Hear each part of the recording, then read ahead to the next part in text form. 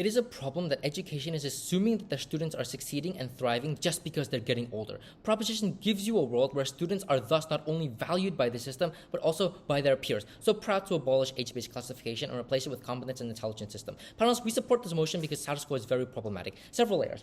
First of all, education is not being effective in its goal at the primary and secondary level. People are forgetting things that they learn at these basic levels, like maths, which are important for them to pay taxes, and geographics, which would influence their political decisions, right? Their political ideals.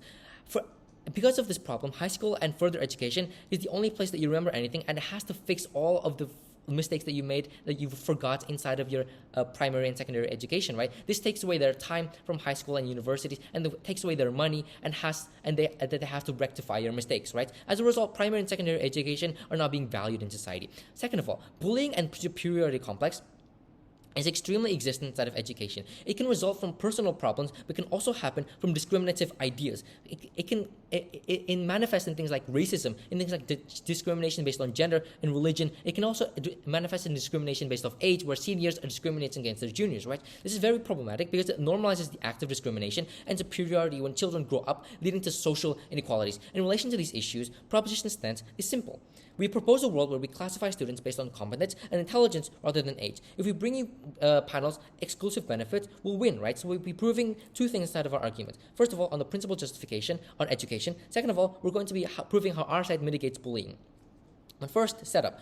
3 points. What current mechanisms exist against our urgency? Yes, we do believe that teachers offer additional classes and slow their teaching speed to adapt to children who are left behind, right? But this is just as ineffective, and furthermore, not every teacher has the time nor the incentive to want to do this, right? So another mechanism that also exists is exams to check students' competency, but these aren't scary at all for students because one-night speedruns of studying materials is very easy for them to do, which gives them an instant passing grade of 90. Even if they don't do that, they can still do cheating, which gives them a better safety net, better than like studying it. So students aren't incentivized to really study anything in materials. Very problematic for their understanding, right? And second of all, what exists against bullying? We think that anti-bullying campaigns and educative lessons against it do exist, but we think that they are very, very inefficient in doing that because children at this age, at such a young age, don't understand the impacts of their words and their actions against other people, and so they don't really understand the points of these bullying campaigns, right? So we think that this mechanism is very ineffective, but also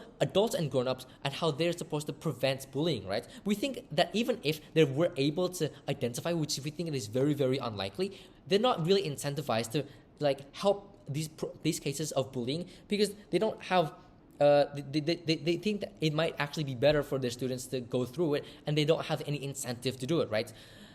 And that's the end. And that's the end of that. So moving on, our second point of clarification: how would our implementation look like? Firstly, in status quo, we wouldn't just go to a transition just like that. That'd be unfair for the students just about to graduate, right? We'd give schools a choice to either let their 6th or 9th grade students graduate this year, or to implement it directly at the start of the next school year. Secondly, we'd also give students a test which is based on each school's average capability for each year, which covers the basics of all knowledge taught before that year to ensure that all students in a given year are capable of the materials inside of that year, and we're going to be categorizing them based on each year, right? Thirdly, we think that further admittance into these schools starting next academic year will abolish age requirements and give a test similar to my second point in order for students to be able to be admitted inside of a certain school, right?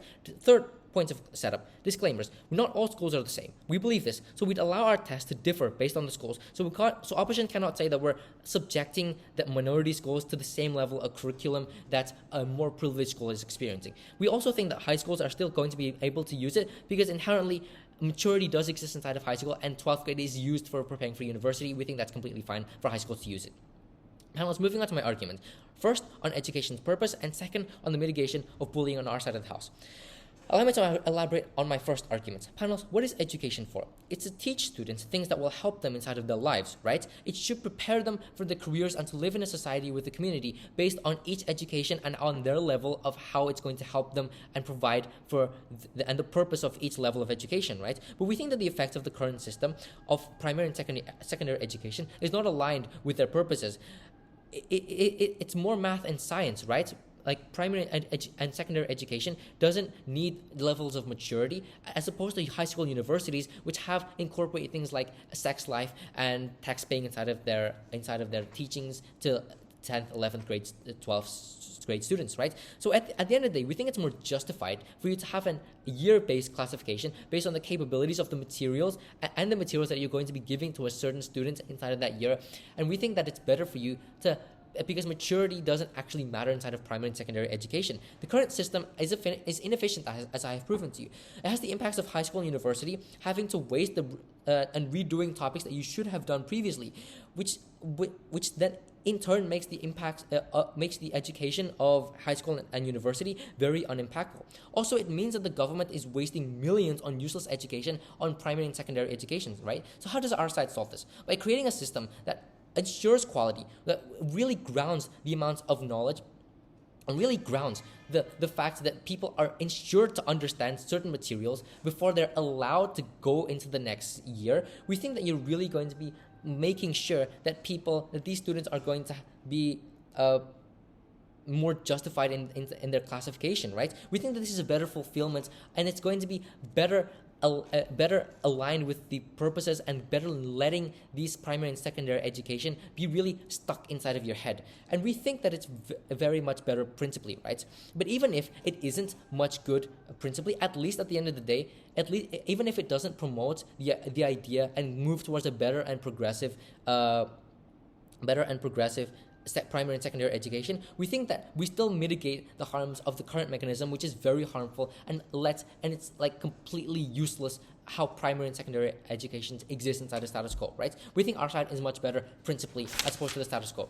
Moving on to my second argument on bullying. Just to remind you, panels, bullying still happens based on age, and this still promotes discrimination. I experienced it. Millions of people around the globe still experience it. Panels, this has very bad implications to the victims. It leads to nights of crying, which could be spent studying. It leads to constant social pressure from everyone around you, and it leads to unproductive people who end up being depressed and unemployed, not being able to continue their life inside of the status quo. But not only towards the victims, the bullies themselves become hateful people. Half of bullies do it because of their family or personal problems, right? They're seeking attention or something. But half of them also do it out of pure hatred and pure indoctrinated ideals from their environments, just based on discrimination off of other people, right? Seniority is also another issue that happens. You feel like you're entitled to something more than other people. So we have to do something about it in order to progress the society, right? We think that nothing inside of status quo exists that will promote against this bullying. It's not going to be even progressive or anything. So our side promotes a system based on respect, which comes from intelligence, right? First of all, this gives victims a platform to prove their worth, to command respect from other people. It also gives bullies no platform to do seniority to other people, to just be like, you should respect me because I'm older than you. But secondly, it also promotes true respect to the higher classes for their actual capability to be understanding of things more than other people. It promotes better respect, better and true respect. And even if our side of the house still has bullying, ladies and gentlemen, at least we've provided the groundwork for a safer and more progressive school. Opposition should have the burden to prove why their side is more progressive. Ladies and gentlemen, the status quo of education is failing, and I won't stand for it, personally nor logically. Please propose.